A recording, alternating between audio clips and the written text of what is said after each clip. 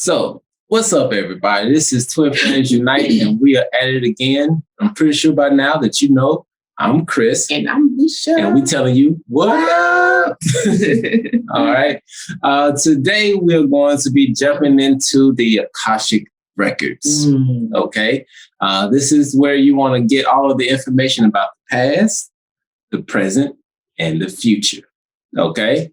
But if you're watching this on the replay, you would have to know that this particular point that we're going to be going into does have a little bit of a prerequisite, which means that you would have had to watch the previous video about astral traveling. Right. Okay. So when you get a chance, you can go back and watch that one. And we'll probably put a link somewhere here in the video so that you can go back and watch that one before you watch this one. Okay. But we will do a little bit of a recap as far as the astral traveling. And then we're going to get into the the Akashic records. I'm getting my A's mixed up here. All right. So without further ado, let's get into it. Right. All right.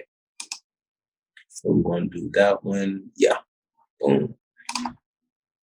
All righty. So welcome to the Akashic records. Accessing the Akashic records. All right.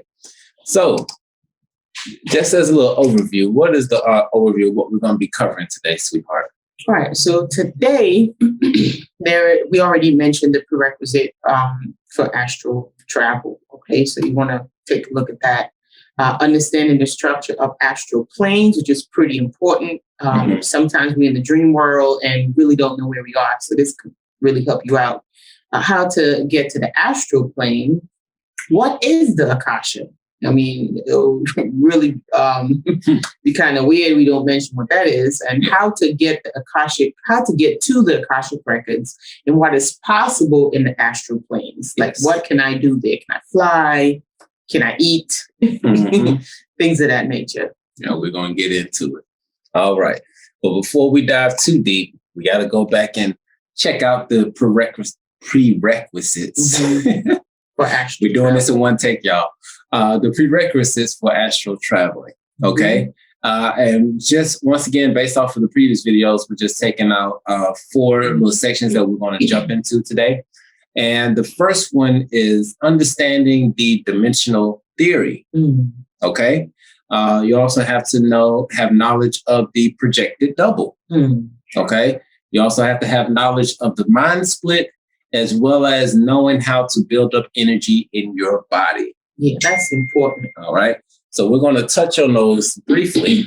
And when it comes to the dimensional theory, it's just real short and sweet.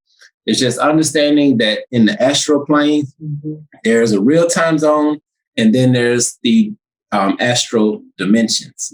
Okay. Now, this picture is actually taken from a individual who has been to the astral planes and pretty much painted his own image of what he thinks the astral planes look like. You know what? This reminds me of that movie that we looked at with that guy, Robin Williams. Dare to Dream or something like that. Something. I can't remember him, and it was Robin Williams and Cuba Gooding Jr. They were the two in it, and it was awesome. Yeah, it does look like that painting. Yeah, and that is another twin flame movie, if you ask me. Went down to the deepest sub levels to get her. Yeah. But anyway, let's get into it. Now, one of the things that you would first have to have knowledge of is your projected double. Okay. Because your projected double is the actual energy or entity that will be going to the Akashic records. It's not your physical body. It is your projected double. And what is the projected double, babe? So the projected double, when your body is in a deep trance, your etheric body creates an energetic copy of you that has its own consciousness. And I have experienced this before. I've experienced this when I was a kid, and it was really scary. Like, I really didn't know what was going on. I thought it was somebody else trying to get into my body. But it was actually my double. Yeah. And the thing about it is, it has consciousness, just like you have a consciousness. Yeah. It's just got a whole nother, you know what? I really believe this is what a doppelganger, is it doppelganger? Yeah, doppelganger. Doppelganger Mm-hmm. Terminology comes from, because when you see somebody that looks like you, or somebody sees someone that look like you somewhere else, Right. it could be a projected double, because they can take on a whole other personality. Because if you don't call them back, they could be out there exploring, and you don't even know it. We have situations. Yeah. Yep. Yeah. I realized that I had one out there rolling around, and I had to call him back. Yeah, because I hadn't seen him lately. No, I hadn't had any experiences with him lately. Oh gosh. But yeah, once again, the previous video will go a little bit more into details about that, but we're going to cover a little bit more. But let's go into the next one. You call him back for real? Yeah, I called him back. Wow. Yeah. The next one is the mind split. Now, this is one that is very trippy. Okay. The mind split is when your projected double has experience in the astral plane and records memory and experiences. I should have put an S on that. You have to merge back with your body to download these memories before they are overridden by your physical body memory. Exactly. Now, Chris and Alicia, what the hell are you talking about? Now, this part is really important, and this would explain why sometimes some of your dreams are so vivid and it feels so real. Right. And sometimes you just cannot remember for the life of you what you dreamt about last night. Right. Or where you traveled to. Yeah. And so I'm just going to make this as short and sweet as possible so that you can understand. So when you have your projected double, and for most cases, all of us have our projected doubles when we go to sleep. Okay. Now, what happens is that their projected double goes out once again, has its own experience and things of that nature. But in order for that memory of that projection to be saved so that you can come back and recall it, you actually have to enter back into your body before you go through your last stage of sleep. Okay. So when it comes to astral projection, those who are seasoned at it, they have it down to a T as far as their schedule. They go to bed at a certain time, they wake up at a certain time, so that they know that they need to be back at X time if they want to record all of the information that they experienced while they were out astral traveling. Yeah. Okay. So that's what a mind split is about. It's understanding that dynamic. And this is also another thing that can help explain the reason why you don't remember a lot of your dreams. Okay. And I think there's one part that wasn't mentioned in here, but I'm going to bring it up real quickly, which is the shadow memories. A lot of times when you're going throughout your day, you'll have a flash of a memory that just comes from somewhere. And sometimes it seems like a deja vu. Okay. But a lot of times those memories that just pop up out of nowhere are what's called shadow memories. They're memories from your projected double that have not been fully integrated, but they're a part of you. So they just jump out sporadically sometimes. That makes sense. Something might trigger it. I know I have those. Yes. All right. So let's get back into it. So that's what is understanding the mind split effect. Okay. Now, the next part when it comes to astral traveling is knowing how to build up your energy. Because in order to astral project, you actually need energy. Just to break away from this real quick. No, this is one that is very, very crucial. And this is part of the reasons why some individuals attempt to astral project, but it doesn't work. Right. Because when you think about it, on a normal level, most human beings store up about 100 watts of energy, right? Well, in order to astral project, you need 2 to 3 times that amount in order to energize your projected double. Let's get back into it so you can actually see what we're talking about here. Okay. You mind reading that first part, baby? Yeah. So energy work. So again, in order to astral project, your projected double needs lots and loads of energy. So you need like 300 watt bulbs, the equivalent, right? To build up that energy. One will need to know about the three main stage areas in the body. Storage areas in the body, and the energy exchange pores in the body. With the know of these. Well, it should be knowledge. Okay, there we go. See? Twin flames. With the knowledge of these energy points, you can unlock your chakra centers to allow energy in to fill you up for your much needed journey. So just a little bit of an example. And I think we were looking at this, what is it? Qigong? Yeah. Tai Chi. Tai Chi. Yeah. Those are ways, simple exercises that you can do to help you to build up your energy. Now, one thing is to illustrate on here is to understand that there are 7 energy points. Okay. Out of those 7, 3 of them are your main storage areas. And if you can see on this diagram over here on the right, that if you look at his belly button, there's one yellow square there. And then right underneath his sternum is another storage center. And then on your third eye is another storage center. Now, when it comes to storing up energy, you may think that, oh, let me store it in the heart. No, let me store it in the third eye. No, you would actually store it in your sacral chakra. Okay. The reason being is that if you have too much energy in your heart chakra, it causes heart palpitations. You feel like your heart is your heart is beating fast, or you're breathing real shallow, and cause a lot of anxiety when there's too much energy in that area. And then for the third eye, if you have too much energy there, you get a lot of headaches and things of that nature. But the sacral chakra can take in all of that energy, and whatever overflows from that area goes into the heart chakra, into that third eye. Now, the energy pores are the ones in blue, which is underneath your feet, near your sexual organs, your hands, and your mouth. Okay.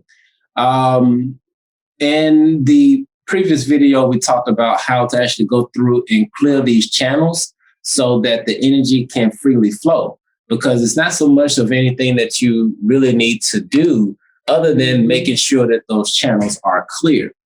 Because once the channels are clear, they will automatically do what they need to do. But then there are techniques that you can do to bring more energy in so that you can fuel your projected double when it's time to astral project. Exactly. and also being able to retain the memory, because the memory is what's important. Because without the memory, all this stuff that you're doing is really kind of pointless if you don't have the memory.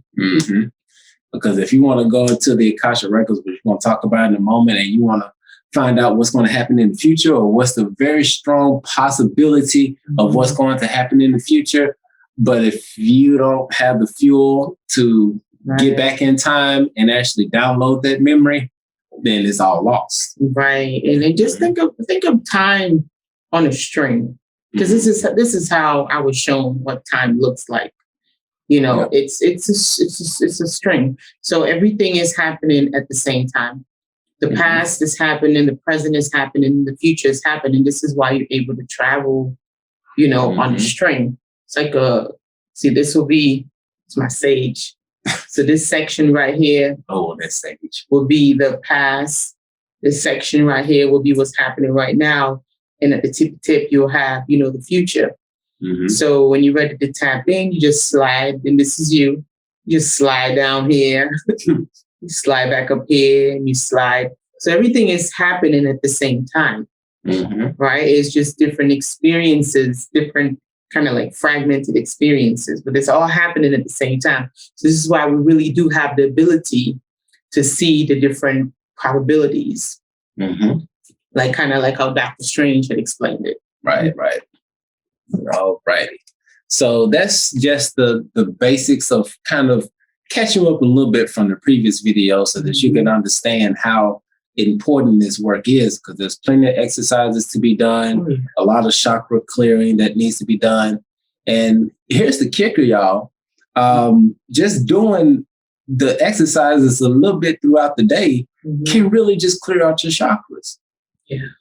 It's really that simple. It's not anything that's hard. It's not anything you need to go to a mystery school for. No. Just doing some simple energy work and just you get yourself right. And you can do it yourself. Like there's such simple exercises that we were doing yesterday, and you can literally feel it, the energy just palpitating in different in the different points, energy just points. Pulsating. And pulsating different energy points. It felt really good and clear, and even kind of like it relaxes you. Very, very I good. went straight to bed when I was and I slept like a baby. You slept good last night. All right, let's get back into it. All right. So those are the energy points. And these images are from the Robert Bruce Astral Dynamics. We will drop the information for the book at the end, because we would definitely recommend for you to get that book, because it is very, very helpful in understanding this whole process. I mean, it's almost like a 500-page book, but it's well worth the read. All right. So now we're getting into the good stuff. Now, before you can go off and just peruse the Akashic records, you got to know what you're going to be traveling through. Okay? You have to understand the structure of the astral plane. And after going through this particular book and understanding some of the dreams that I've had, which I thought were dreams, but they were actually astral projections. And because some of the images I remember seeing, I was like, oh, that's that. Okay. Well, let's get into it. All right. So the structure of the astral plane. Okay. So now the astral plane consists of 7 layers or planes, each housing lesser subplanes, inner realms, and kingdoms. Okay. So just imagine, just in this one level, this lower level, that not only is it like you have this square represents one plane, and inside of that square is another subplane, and inside of that square, inside of that plane is another subplane. Like it goes deep, but we don't get into it. The way the astral planes and their counterparts are perceived and experienced and remembered can be extremely varied depending on greatly on the projector's level of energetic activity at the time of projection. Okay. So depending on how much energy you have, it's going to dictate how easily it is for you to actually see the astral plane and navigate through it. Okay. On the state of their belief system, their level of consciousness, and their time of projection, and the state of their base level of consciousness. So this is where, just to take a pause here, this is where a lot of the shadow work comes into play. Okay. And really testing those belief systems. Because if you haven't understood by now, the belief systems on this particular plane doesn't believe that this even exists. Okay. They don't want you to know that it exists. Right. So they get you to believe that this is not true.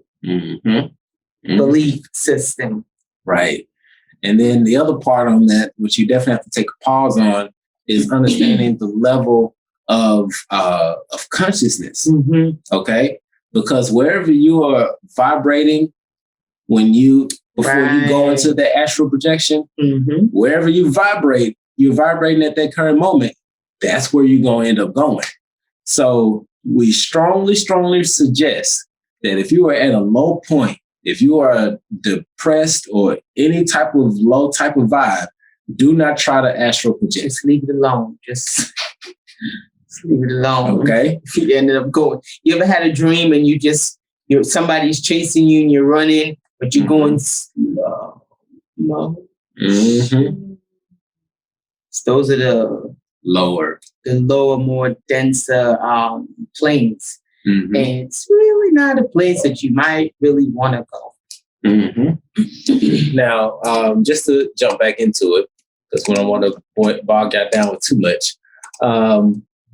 The relationship appears to exist between the colors of these dividing areas and energetic colors generated by the primary energy centers, major chakras, or human energy body.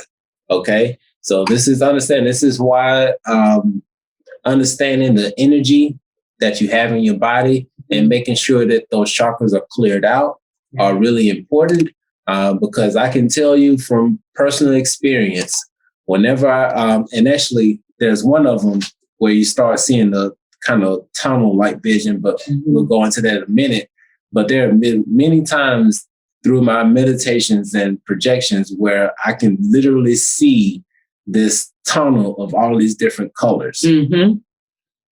Okay. So this is not no woo-woo stuff. I'm telling you, just off of my experience. I know my baby has seen it as well. Of course. So this is the time to really open up and expand yourself. All right. So don't let anybody steal your shine. No. All right. So let's go on and just dissect the astral plane just a little bit more. Okay. Now, these images are once again from the Astral Dynamic book, but these are just really, really good at giving you a description on what the astral plane looks like.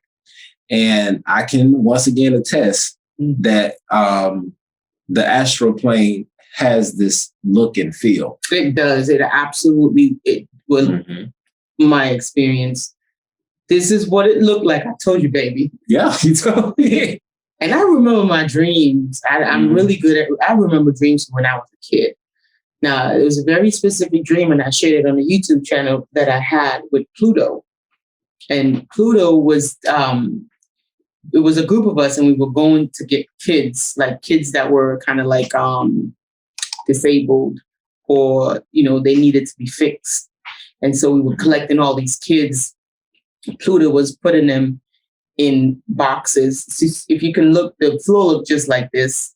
And then the back where it's black, those were in boxes. So they had a whole bunch of boxes that was built up, and he would put the kids in the boxes to rejuvenate them and to, you know, get them whole and well and whatnot. But it was just like an army of us just going to collect these kids and helping them and reviving these kids. And it was just like that. I'm not even joking. Like, this is the first time I actually seen a visual of what that dream looked like. I had that dream about 2 years ago.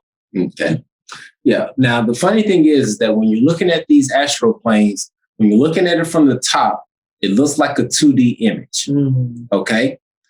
But if you were to focus on the center point of either one of those squares, because it is said that once you focus on entering in through that very center point, you would essentially enter into the highest realm of that particular plane. Okay, so you won't have to worry about being around any negative entities or anything of that nature. But once you actually go towards the center of what you think looks like a two-dimensional, once you pierce that veil or you pierce that surface, it turns into a 3D experience. Okay. And as you can see here, just once again, on the right, it is just displaying how you have all the different subplanes, inner realms, and other inter subplanes. So it's a lot of different levels to that. And we're going to talk a little bit more in a little bit how to navigate through this and do your best to stay away from any type of lower realms. All right.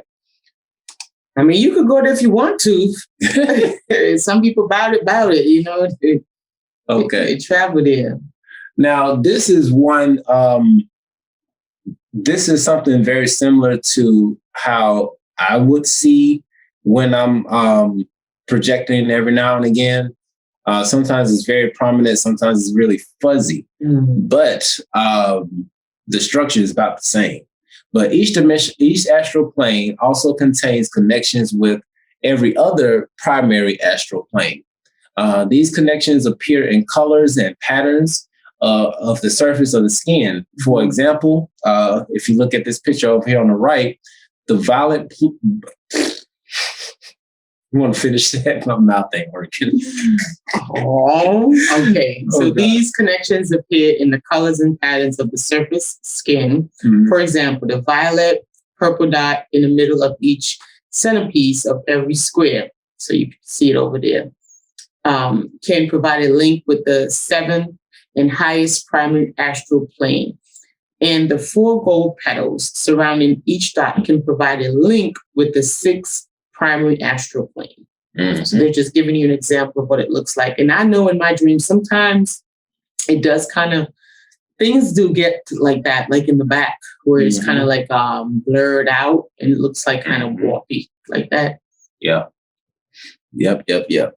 And so just know that in each one of these planes, both negative and positive planes exist. Mm-hmm. Well, once again, you will go wherever you're vibrating. Mm-hmm. So make sure that if you're planning on astral projecting, make sure that you are in the highest vibes that you can possibly be in so that you can have the best experience. Yes. Okay.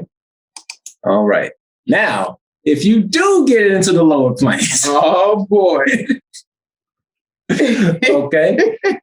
If you find yourself in or near a negative area, the common sense solution is to project away to a brighter area as soon as possible. Yes. The fastest way to move away is to strongly imagine somewhere nicer and use instant projection to shift there. Yeah, it's a consciousness. You just have to shift your awareness. Mm-hmm. Now, so yeah, it once again is real simple, but one of the things when it comes to astral projection, there are a lot of people who will put stuff out about how they had this bad trip and things of that nature. Mm-hmm. But in most cases, it's normally associated with taking some type of drugs. Right. And where are you? Like on a conscious level, where are you when you take these drugs or when you taking these trips? Are you mad at somebody? Mm-hmm. Do you feel neglected? Are you doing it? What are the reasons why you're going to these different states of consciousness? Mm-hmm. So most of the time for the people who say they've had this type of experience is because of the state in which they are. They're just going to heighten where you are. You're just heightening it because, again, in this realm, the 3D, it's a lot denser. So things move just a little tad bit slower. Mm-hmm. So when you take yourself into a different dimension, you're kind of like you're maximizing where you are. It's might come a lot faster than here because this frequency, this 3D is a little bit more dense. But if you're vibing high, if you're feeling good, and you go and you do your projection, your astral traveling or astral projecting, you go to where you at. This is what they say, you vibe, you attract your tribe with your vibe. You're going to attract the things that you are. You go to where you are pretty much. Right. Yeah. And just know that in the astral planes, they do have, it does have its own safeguards because even in that area, they know, it sounds funny to say that they know, but it's just the way that the environment or that realm is set up, it knows whether or not you're supposed to be there. And so in some cases, you could try to go into areas and you not be able to get there because they know it. And on both spectrums, from the very low spectrum to the very high spectrums, if you're not supposed to be there. Well, they'll put your ass out. I mean, listen, I've been put out twice. I went into this, I think I went too high or maybe too, it's a few places I've been. One place I've been where there's a lot of people that passed away. And I know that they were dead. I was just with them and I was having a good time. And they told me that it's time for you to go. And I was like, what you mean it's time? I'm having fun. What do you mean? No, I want to stay. And they're like, no, it's time for you to go. And they put me out like in a door. Like they just say, no, it's time to go. And I remember coming back into my body. I guess I couldn't hang out with dead folks anymore. No. And then another time I was at this field. That field. I have never seen it though. Beautiful field. The grass, it was like grass, but it was yellow. High. The grass it wasn't even grass. It was just going like this, like, like just swaying. And then I had a pink chair, furry chair. And I was like, riding in the on the grass, very lightly blowing on the grass. It was me and somebody else.